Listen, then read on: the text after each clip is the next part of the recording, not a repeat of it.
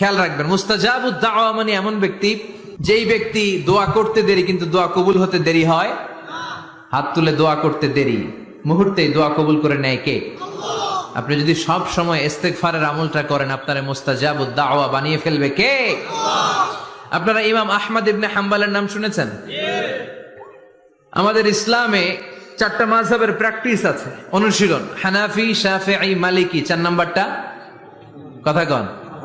আরো অনেক মাযহাব আছে, কিন্তু এই 4টা মাযহাব বেশি প্রসিদ্ধ। গোটা বিশ্বের মানুষগুলো কোরআন সুন্নাহর আলোকে যে আমলগুলো করে, এটা 4টা মাযহাবের রেফারেন্সের সাথে কোনো না কোনো ভাবে মিলে যায়।